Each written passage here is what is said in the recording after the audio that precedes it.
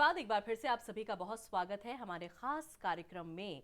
और अब जिस शख्सियत से हम आपको रूबरू कराने जा रहे हैं वो भी किसी परिचय की मोहताज नहीं है। आपका नाम है नीतू सिंघल जी। आप डायरेक्टर हैं नव दृष्टि ग्रुप की।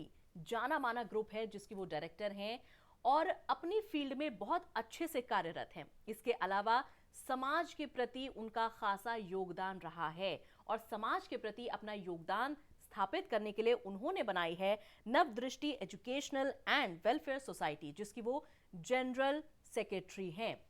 अब ये सफर उनका कैसे शुरू हुआ, समाज सेवा में वो कैसे आई, कहां से उनको प्रेरणा मिली, कहां से जो है मोटिवेशन उनको मिला, ये सब हम नीतू जी की ही जबानी जानेंगे। तो चलिए देर नहीं करते हैं, मिलकर के स्वागत करते हैं फेमस पर्सनालिटी नीतू सिंघल जी का। नमस्कार मैम, स्वागत है आपका। नमस्कार चित्रा जी। मैम, आप जो हैं डायरेक्टर हैं नव दृष्टि ग्रुप की। ऑलरेडी ये जो ग्रुप है बहुत अच्छा रन कर रहा है। फैमिली आप बहुत अच्छे से टेक केयर करती हैं फैमिली का। हस्बैंड का सपोर्ट भी आपको जो है बहुत अच्छे से मिलता है। अब इस ग्रुप को रन करने के बाद आपने कैसे समय निकाला कि आप समाज सेवा में खुद को लीन कर सके? और सबसे पहला तो सवाल ये होगा उससे भी पहले कि प्रेरणा आपको कहां से मिली, क्योंकि समाज में अपना योगदान देने के लिए मोटिवेशन बहुत जरूरी है। एक फोकस, एक टारगेट बहुत जरूरी है। तो वो टारगेट आपने क्या सेट कर रखा है, मोटिवेशन आपको कहां से मिला, ये आप हमें बताएं। सभी को मेरा नमस्कार। मेरा नाम नीतू सिंघल है और जैसे कि चित्रा जी ने बताया, देखिए चित्रा जी, जब हम सफ़र की शुरुआत करते हैं तो बहुत सारे ऐसे पड़ाव आते हैं जहाँ पर हमें खुद भी नहीं पता होता कि हम कहाँ से चलेंगे और कहाँ पहुँचेंगे। जब 2003 में मेरी मैरिज हुई तो मेरे हस्बैंड ने मेरी इन सब चीज़ों को समझा और सबसे बड़ी बात, मुझे परिवार बहुत अच्छे मिले जहाँ मैं पैदा हुई और जहाँ मेरी शादी हुई। तो वहाँ से मुझे ये संस्कार मिले कि मुझे समाज के लिए बहुत कुछ करना चाहिए और तभी हमने नवदृष्टि एजुकेशनल वेलफेयर सोसाइटी बनाई जो महिलाओं, बच्चों और समाज के लिए बहुत कार्य करती है, हर तरह के कार्य करती है। तो उसकी प्रेरणा मुझे अपने परिवार और समाज से मिली और इन सब कार्यों को करने के लिए मेरे हस्बैंड ने मुझे बहुत साथ दिया, प्रेरणा दी, हर कदम पे मेरे साथ रहे। तो बेसिकली जब हम समाज के बीच में जाते हैं, सब चीज़ों को देखते हैं कि कैसे जो हमारे ऐसे लोग हैं जो बिल्कुल भी कुछ कैपेबल नहीं है, उनके लिए हमें कुछ करने की प्रेरणा मिली। तब से हमने शुरुआत की। जी, अच्छा, तो ये जो ऑर्गेनाइजेशन का आपने जो है निर्माण किया है, इसकी जो आप फाउंडर रही हैं, ये बेसिकली आपने कहा कि बच्चों के लिए काम करती हैं, महिलाओं के लिए काम करती हैं और जो नीडी लोग हैं उनके लिए ये सोसाइटी जो है, ये जो ऑर्गेनाइजेशन है, ये काम करती है। 2003 में आपने सफर की शुरुआत की, तो तब में और अब में, क्योंकि 2021 ही चल रहा है, साल खत्म होने को है हालांकि, तो तब में और अब में आप क्या अंतर पाती हैं इस ऑर्गेनाइजेशन को लेकर, लोगों की सोच को लेकर, और क्या कुछ कार्य इस दौरान आपकी सोसाइटी ने या आपकी ऑर्गेनाइजेशन ने मिलकर के करे हैं?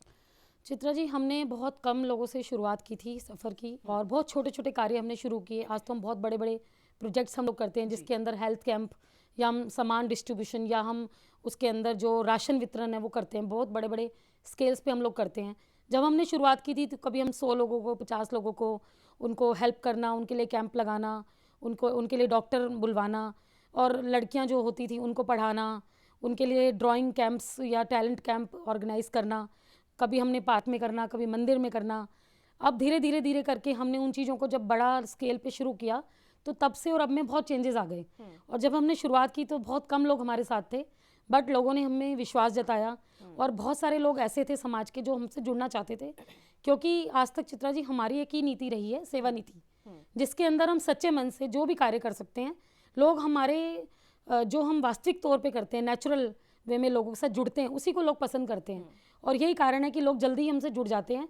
और उस सफ़र से लेके इस सफ़र तक इतना ज़्यादा हमारे बीच में चेंजेस आए हैं कि हम जब भी हम कोई नया प्रोजेक्ट लेके आते हैं, चाहे वो हमारा सामान वितरण हो, राशन वितरण हो या हम कैंप लगाएं, तो वो लोग हमारे साथ जुड़ते चले जाते हैं और अपने आप में ये कार्यक्रम इतने बड़े हो जाते हैं कि लोग अब नवदृष्टि के नाम से हमें जानते हैं, नवदृष्टि वालों के नाम से। तो अपने आप ही हमारा काम हो जाता है और मेरे को ये लगता है कि जब आप सच्चे मन से कुछ करते हो तो ईश्वर आपके साथ हमेशा रहता है। बिल्कुल, ये बात आपने 100% की है कि अगर दर्शकों, वाकई में जैसा कि कहा है नीतू जी ने कि अगर कोई काम सच्चे मन से, सच्ची इच्छा शक्ति के साथ एक दृढ़ संकल्प के साथ अगर आप किसी काम की शुरुआत करते हैं तो ईश्वर उसमें आपका साथ देता है और वो काम दिन पर दिन आपका बढ़ता चला जाता है, तरक्की के द्वार आपके लिए खुलते चले जाते हैं।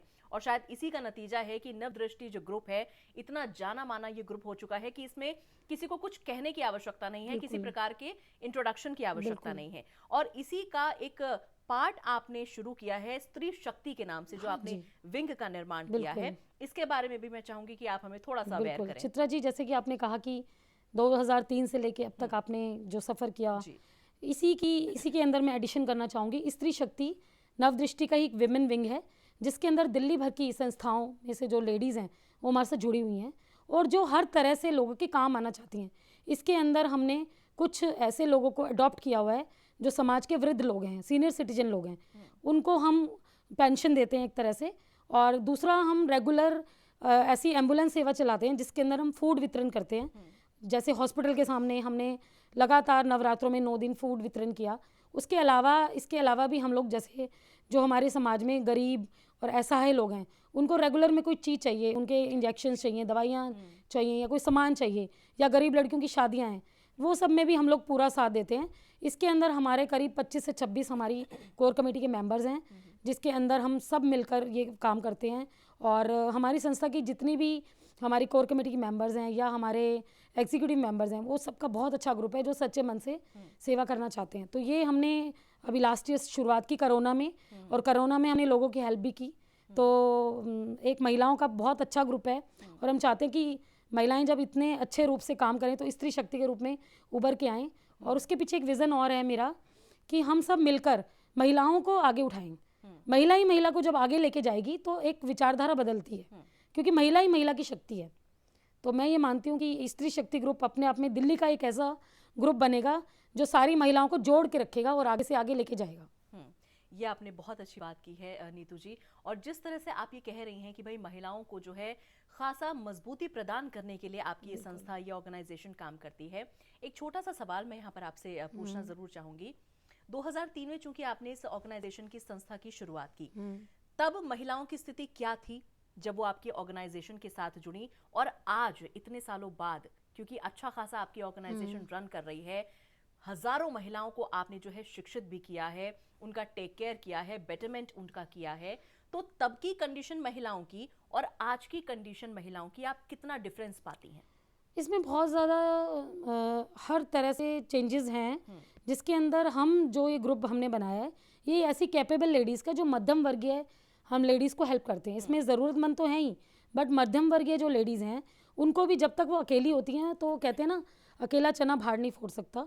तो जब हम एक स्त्री शक्ति के रूप में आते हैं, इकट्ठे मिलके आते हैं, तो उसमें मुझे लगता है कि ज़्यादा हम स्ट्रेंथ में काम कर सकते हैं और ज़्यादा कैपेबिलिटीज़ बाहर निकल के आती हैं, जो अपनी महिलाओं के अपने कुछ रीजंस होते हैं जिनसे वो ग्रो नहीं कर पाती, चाहे वो बिजनेस कर रही हैं, चाहे वो कुछ काम कर रही हैं। तो इस ग्रुप में हमारी एंटर, और आज जो अच्छी अच्छी नीतियाँ वो लेके आ रहे हैं, उज्ज्वला योजना महिलाओं के लिए या पेंशन योजना, या जो भी हमारे समाज के लिए वो अच्छे से अच्छा कर रहे हैं, जिसमें उन्होंने महिलाओं के लिए 3 तलाक ख़त्म कर दिया।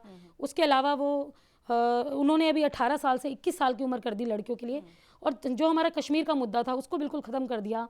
उसके अलावा रेगुलर में रोज़गार की नीति या हमारे समाज में एजुकेशन की नीतियों पे वो काम कर रहे हैं। तो मैं समझती हूँ, और अयोध्या का सबसे बड़ा जो उन्होंने किया है, तो मैं समझती हूँ काबिले तारीफ़ है। तो मैं ये सोचती हूँ कि हम सबको आजकल जो कोरोना काल चल रहा है उसको देखते हुए एक पॉजिटिव माइंडसेट के साथ सब हमने मानवता के लिए सबसे पहले काम करना चाहिए और प्रेरणा लेनी चाहिए कि हम कुछ अपने जीवन में ऐसा कुछ करके जाएं जो हमें दूसरे लोगों के साथ जोड़े और समाज के लिए कुछ अच्छा करें। जी, और आपकी इस बात से हम पूरी तरह से सहमत हैं और कोशिश करेंगे कि आपके जितना ना सही लेकिन कुछ अपना पार्ट हम भी इसमें जरूर अदा करें। आपने अपना कीमती समय नीतू जी हमें दिया, बहुत अच्छी बातें आपसे हुई, आपके लिए बहुत बहुत थैंक यू चित्रा जी, मुझे भी बहुत अच्छा लगा। जी धन्यवाद, नमस्कार। नमस्कार दर्शकों, ये थी नीतू जी जिनसे हम रूबरू हुए। हमने कुछ बातें उनकी ज़िंदगी से जुड़ी हुई की, बहुत अच्छी अच्छी बातें उन्होंने हमारे साथ शेयर की, हमें बताई। और इस पूरे कार्यक्रम से हम जो है यही प्रेरणा लेते हैं, यही दृष्टिकोण हमारा बनता है कि समाज के प्रति कुछ ना कुछ तो हमें भी अब करने की ज़रूरत है। समाज में जिस तरह की घटनाएं होती हैं, जिस तरह की चीज़ें होती हैं, अगर उनको आप रोक लगाना चाहते हैं, उन पर आप विराम लगाना चाहते हैं तो समाज में आपको भी अहम भूमिका निभानी होगी। और अगर आप समाज का बेटरमेंट चाहते हैं, उद्धार चाहते हैं, तो भी आपको इस कार्य में इन्वॉल्व होना होगा। कहीं ना कहीं आपकी जो भागीदारी है वो आपको समाज के प्रति दिखानी होगी। इसी उद्देश्य के साथ और इसी दृष्टिकोण के साथ आज इस कार्यक्रम को विराम दे रहे हैं, लेकिन अगले अंक में आपसे कुछ और बातें हम करेंगे, कुछ और शख्सियतों से आपको रूबरू जरूर कराएंगे। फिलहाल आज के लिए इस अंक में बस इतना ही। अनुमति चाहती हूँ। नमस्कार।